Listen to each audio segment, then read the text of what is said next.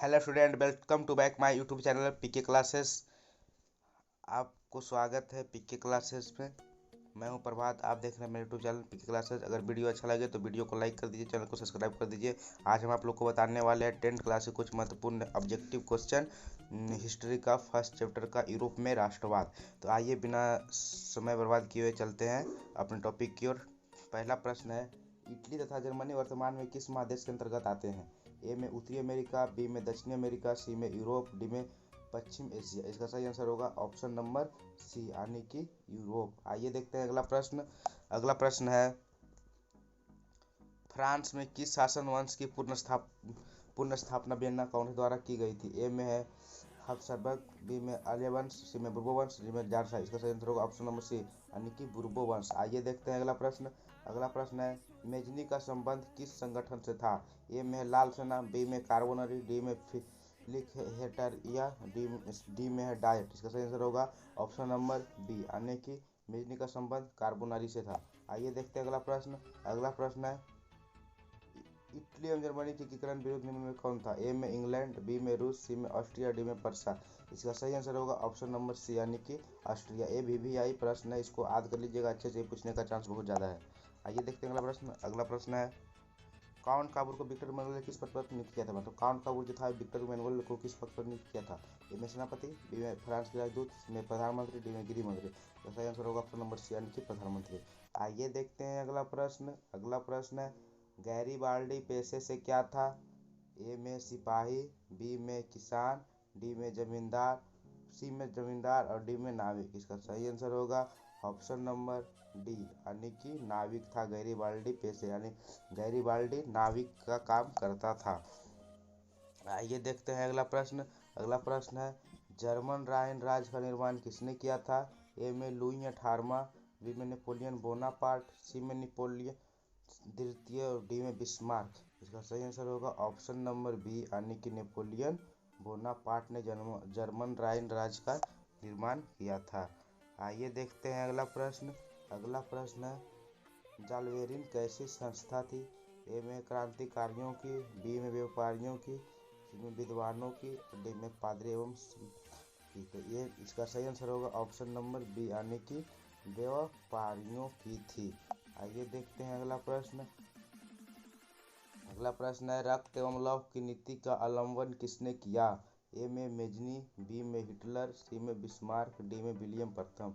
इसका सही आंसर होगा ऑप्शन नंबर सी यानी कि बिस्मार्क ने रक्त एवं लौह की नीति का अवलंबन किया था।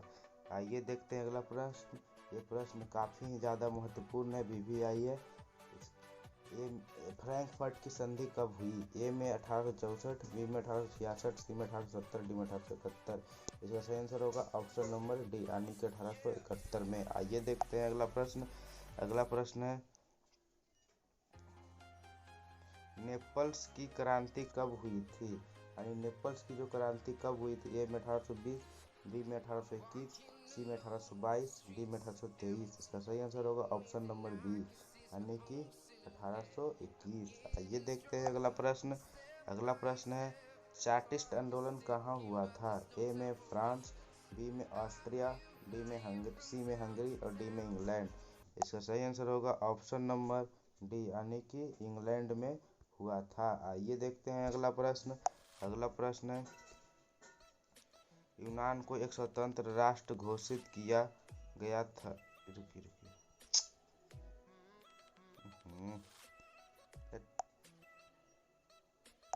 यार,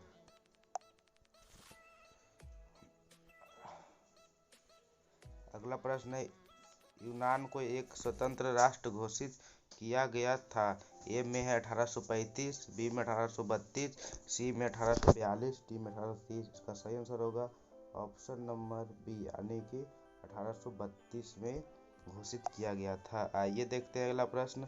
अगला प्रश्न है, कार्बोनरी संगठन किस वर्ष हुआ था? ए में 1832, बी में 1815, सी में 1810, डी में 1831। इसका सही आंसर होगा ऑप्शन नंबर सी यानी कि 1810 ईस्वी। आइए देखते हैं अगला प्रश्न। अगला प्रश्न है, एड्रियानोपुल की संधि कब हुई? ए में 1828, बी में 1829, सी में 1830, डी में 1831। इसका सही आंसर होगा ऑप्शन नंबर बी यानी कि 1829। आइए देखते हैं अगला प्रश्न। अगला प्रश्न है इंडिया नौकुर की संधि किन देशों के बीच हुई? ए में तुर्की एवं रूस, बी में यूनान एवं पोलैंड, सी में तुर्की एवं हंगरी और डी में इंग्लैंड हंगरी एवं पोलैंड। इसका सही आंसर होगा ऑप्शन नंबर ए यानी कि तुर्की और रूस के बीच हुआ था। आइए देखते हैं अगला प्रश्न।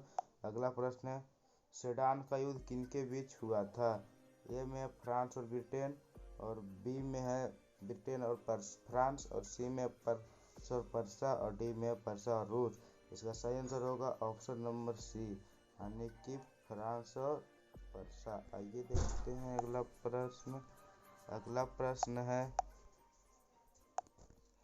आइए देखते हैं अगला प्रश्न। अगला प्रश्न है पोलैंड के विद्रोह को किसने कुचल दिया? ए में है रूस, बी में है ब्रिटेन, सी में है ऑस्ट्रिया, डी में फ्रांस। इसका सही आंसर होगा ऑप्शन नंबर ए यानी कि रूस। आइए देखते हैं अगला प्रश्न। अगला प्रश्न है सन 1870 में फ्रांस और पर्सा के बीच युद्ध कहाँ हुआ था? ए में सेडान, बी में सेडोवा, डी में साइडान, डी में फ्रैंकफर्ट। इसका सही आंसर होगा ऑप्शन नंबर ए यानी कि सेडान में हुआ था। आइए देखते हैं अगला प्रश्न। अगला प्रश्न है यूरोपवासियों के लिए किस देश का ज्ञान एवं विज्ञान प्रचार शोध रहा? ए में जर्मनी, बी में यूनान, सी में तुर्की, डी में इंग्लैंड। इसका सही आंसर होगा ऑप्शन नंबर बी यानी कि यूनान। आइए देखते हैं अगला प्रश्न। अगला प्रश्न है युवा इटली संस्था का विकास किया? ए में मेजनी, बी में है काउंट काबूर ने, सी में गैरीबाल्डी ने, डी में बिस्मार्क ने। इसका सही आंसर होगा ऑप्शन नंबर ए यानी कि मेजनी ने किया था। आइए देखते हैं अगला प्रश्न। अगला प्रश्न है बिस्मार्क निम्न में से क्या था? ए में है कवि, बी में नाटककार, सी में संगीत, डी में है कूटनीतिज्ञ। इसका सही आंसर होगा ऑप्शन नंबर डी यानी कि कूटनीतिज्ञ। आइए देखते हैं अगला प्रश्न। अगला प्रश्न है सार्डिनिया पिडमाउंट का शासक कौन था? ए में नेपोलियन तृतीय, बी में काउंट काबूर, सी में विक्टर इमैनुअल, डी में विलियम प्रथम। इसका सही आंसर होगा option number C Victor Emmanuel. आइए देखते हैं अगला प्रश्न। अगला प्रश्न है यूनानी स्वतंत्रता आंदोलन के दौरान कौन ब्रिटिश कवि शहीद हुए? ए में लॉर्ड बायरन, बी में कासूद, सी में फ्रांसिस डी में विलियम प्रथम। इसका सही आंसर होगा option number A Lord Byron. आइए देखते हैं अगला प्रश्न। अगला प्रश्न है जालवेरिन की स्थापना किस राज्य ने की? ए में पर्सा, बी में ऑस्ट्रिया, सी में सर्डिनिया, डी में फ्रांस। इसका सही आंसर होगा ऑप्शन नंबर ए यानी कि पर्सा। आइए देखते हैं अगला प्रश्न। अगला प्रश्न है हंगरी की भाषा क्या थी? ए में इतालवी, बी में मैग्यार, सी में पोलिश, डी में फ्रेंच। इसका सही आंसर होगा ऑप्शन नंबर बी मैग्यार। आइए देखते हैं अगला प्रश्न। अगला प्रश्न है यूनान के स्वतंत्रता संग्राम में किसकी पराजय हुई? ए में है रूस की, बी में तुर्की की, और सी में है यूनान की, और डी में फ्रांस की। इसका सही आंसर होगा ऑप्शन नंबर बी यानी कि तुर्की की। ये देखते हैं अगला प्रश्न। अगला प्रश्न है मारियान किस देश के राष्ट्रवाद की प्रतीक थी? ए में फ्रांस, बी में रूस, सी में इटली, डी में जर्मनी। इसका सही आंसर होगा ऑप्शन नंबर ए यानी कि फ्रांस। आइए देखते हैं अगला प्रश्न। अगला प्रश्न है यूरोपीय सभ्यता का पालना किसे कहा जाता था? ए में इटली को, बी में फ्रांस को, सी में हंगरी को, डी में यूनान को। इसका सही आंसर होगा ऑप्शन नंबर डी यूनान को। आइए देखते हैं अगला प्रश्न। अगला प्रश्न है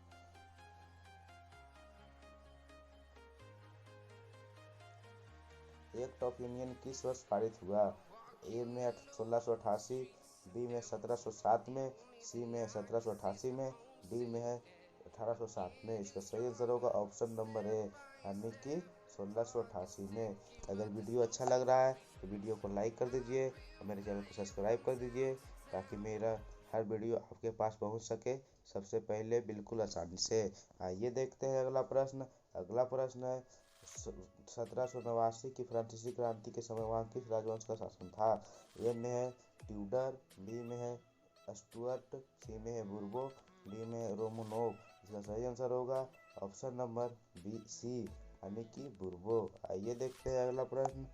अगला प्रश्न है, नेपोलियन संहिता किस वर्ष लागू की गई? ए में 1789, बी में 1791, सी में 1801, डी में 1804। इसका सही आंसर होगा ऑप्शन नंबर डी। ये वीवीआई प्रश्न है। आइए देखते हैं अगला प्रश्न। अगला प्रश्न है, जर्मनी के एकीकरण के लिए बिस्मार्क कितने युद्ध किए? ए में 1, बी में 2, सी में 3, डी में 4।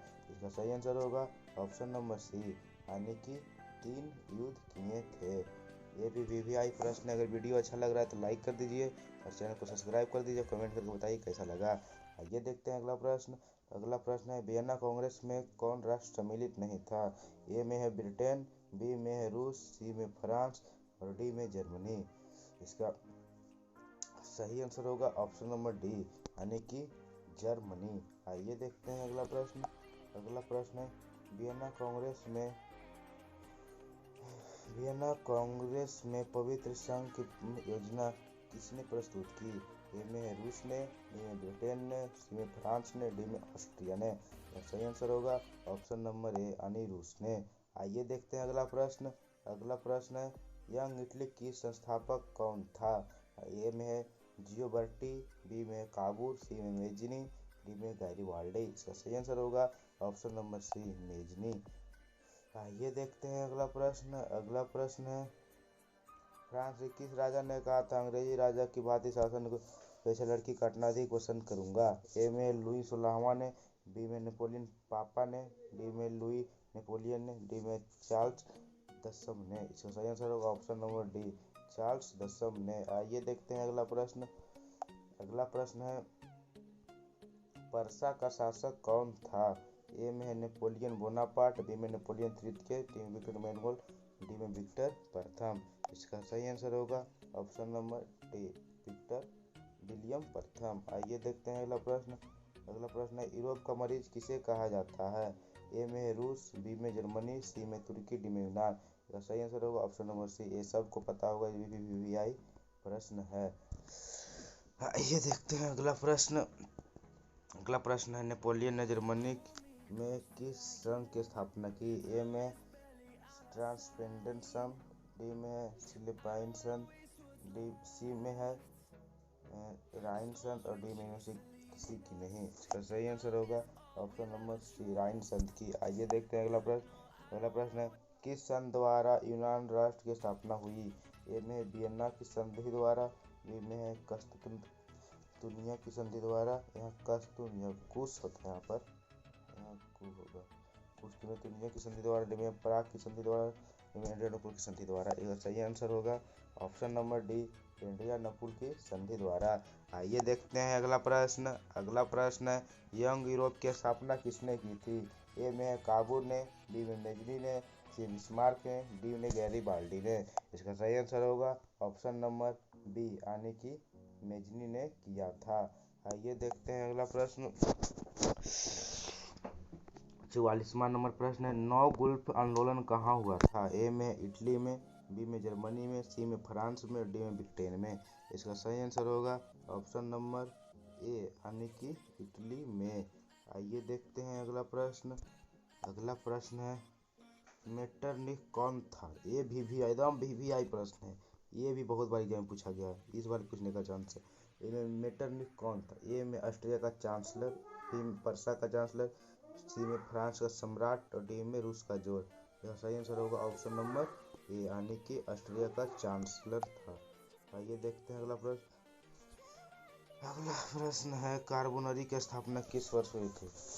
ए में 1810, बी में 1815, सी में 1830, डी में 1848। यह सही आंसर होगा ऑप्शन नंबर ए, 1810 होगा। आइए देखते हैं अगला प्रश्न।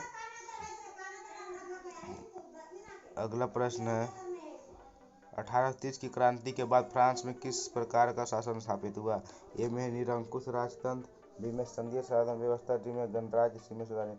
सही आंसर होगा ऑप्शन नंबर ए, निरंकुश राजतंत्र। आइए देखते हैं अगला प्रश्न। अगला प्रश्न है, लाल कुर्ती नामक संस्था का गठन किसने किया था? ए में बिस्मार्क ने, बी में काबूर ने, सी में मेजनी ने, डी में गैरिबाल्डी ने। इसका सही आंसर होगा ऑप्शन नंबर डी यानी कि गैरीबाल्डी ने। आइए देखते हैं अगला प्रश्न।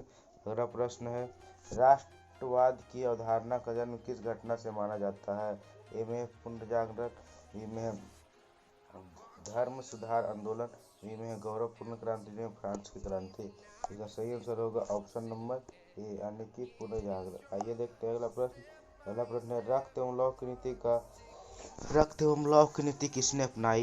ए में बिस्मार्क, बी में फ्रेडरिक विलियम चतुर्थ ने, सी में विलियम प्रथम ने, गैरीबाल्डी ने। इसका सही आंसर होगा ऑप्शन नंबर ए बिस्मार्क ने। आइए देखते हैं अगला प्रश्न। अगला प्रश्न है, किस युद्ध के बाद जर्मनी का एकीकरण पूरा हुआ? इसका ए में है क्रीमियम का युद्ध, बी में सेडाओ का युद्ध, डी में बर्साडेन और फिर डी में सेडान का युद्ध। इसका सही आंसर होगा ऑप्शन नंबर डी यानी कि सेडान का युद्ध। आइए देखते हैं अगला प्रश्न। अगला प्रश्न है, किस संधि द्वारा जर्मनी का एकीकरण पूरा हुआ? ए में डेनमार्क की संधि द्वारा, डी में है गैस्टिन की संधि द्वारा, बी में है गैस्टिन, सी में प्राग की संधि द्वारा, डी में फ्रैंकफर्ट की संधि। इसका सही आंसर होगा ऑप्शन नंबर डी यानी कि फ्रैंकफर्ट की संधि द्वारा। ये कब हुआ था? ये हुआ था 1871 ईस्वी में। आइए देखते हैं अगला प्रश्न। अगला प्रश्न है, जर्मनी एवं इटली के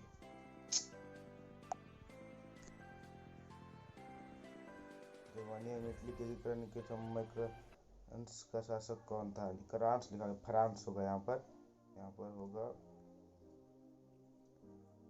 फ्रांस का शासक कौन था? ए में नेपोलियन बोनापार्ट, बी में नेपोलियन तृतीय, डी में विलियम प्रथम। इसका सही आंसर होगा ऑप्शन नंबर बी यानी कि नेपोलियन तृतीय। अगर वीडियो अच्छा लगे तो वीडियो को लाइक कर दीजिए प्लीज़, और चैनल को सब्सक्राइब कर दीजिए। अगर पढ़ना है तो अच्छे चीज़ पर अच्छा वीडियो डालते हैं ऑब्जेक्टिव का। धन्यवाद।